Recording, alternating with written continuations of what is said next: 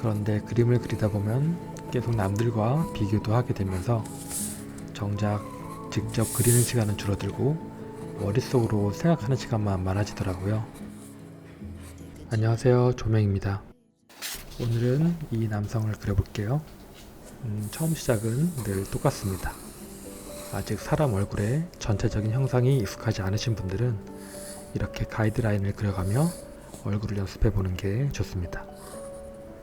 하지만 정확한 가이드라인을 자로재듯 그려가는 게 아니고 사람의 머리 크기가 보통 어떻다 정도만 이해하면서 또 자주 그려가면서 눈으로 익숙해지는 게 좋은 방법입니다.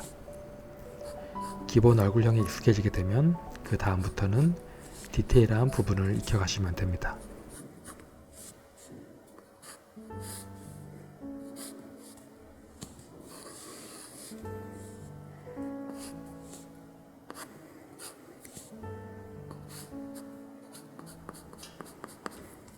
제가 코와 눈의 위치를 간단한 원으로 그리는 이유는 여기 어딘가에 눈이 있다는 것 정도만 알고 그 안에서 자연스러움을 찾아 그리기 위함입니다. 정면의 얼굴은 정확한 가이드라인으로 눈 그리는 위치를 찾아 그려갈 수 있을 거예요. 정확하게 가이드라인을 그릴 수 있다면요. 쉽지 않겠죠? 하지만 여러 다양한 각도의 얼굴은 솔직히 그렇게 하기가 어렵습니다. 그 정확한 가이드라인 자체를 그리기가 너무 어렵습니다. 그때는 어떻게 그려야 할까요? 그때는 내 눈이 자연스러움을 찾아서 그릴 줄 알아야 합니다. 그리고 눈의 디테일한 구조는 위쪽 영상을 참고해 보시면 좋을 거예요. 지금은 그냥 같이 한번 그려보는 겁니다. 이렇게 한두 번 꾸준히 그려보는 게 정말 많은 도움이 될 거예요. 그리고 예쁜 눈이 바로 그려지지 않아도 괜찮습니다. 우리는 지우개가 있으니까요. 조금씩 고쳐가면서 그리면 됩니다.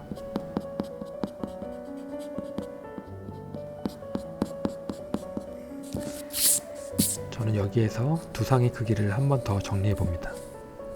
어차피 머리카락에 가려서 크게 상관없을 수도 있지만 사람의 자연스러운 머리 크기를 맞춰 그려보는 겁니다. 그리고 머리카락은 저는 조금 더 자유롭게 그리는 편입니다.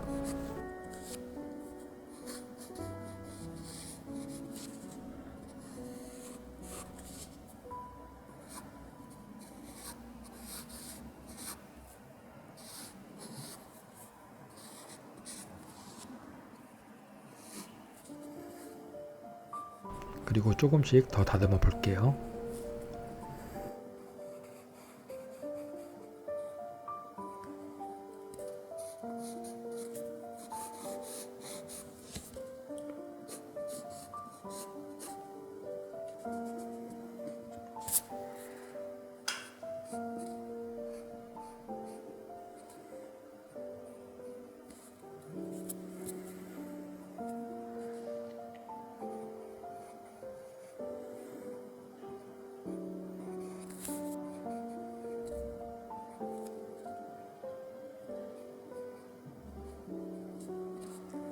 손을 그릴 때는 이 라인이 중요합니다. 이 포즈의 손은 어렵지 않게 사각형으로 그리면 되겠네요.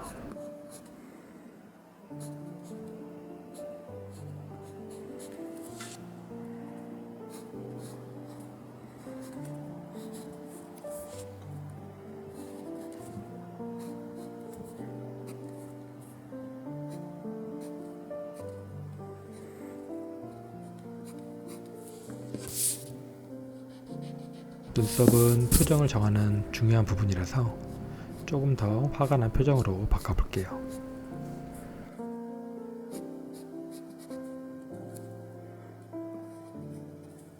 손목과 팔꿈치 그리고 어깨 위치를 잡고 몸통도 간단하게 그린 다음에 옷을 그립니다.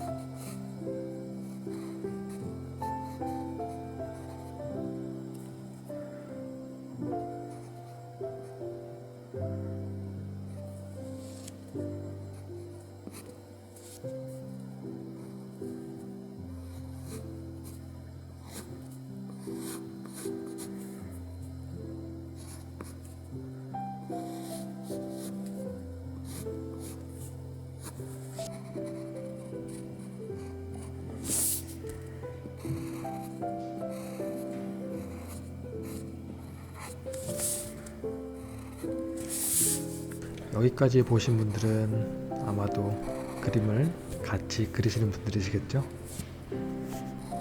저도 그림을 더 잘 그리고 싶어서 더 자주, 더 많이 그리려고 합니다. 그런데 그림을 그리다 보면 계속 남들과 비교도 하게 되면서 정작 직접 그리는 시간은 줄어들고 머릿속으로 생각하는 시간만 많아지더라고요. 우리 그러지 말고 그냥 하루 조금씩 그려가는 것을 지속해 보기로 해요. 오래오래 그리는 거죠. 그래서 이 영상이 그림을 오래오래 그리는데 도움이 되었으면 좋겠고 저한테도 도움이 될 거라고 생각합니다. 이제 남은 과정은 다듬는 과정인데요. 이렇게 간단하게 그린 스케치의 외곽선을 진하게 칠하면 좀 더 정리된 효과가 있더라고요. 그럼 남은 영상 즐겁게 봐주시길 바라고 다음에 만나요. 안녕.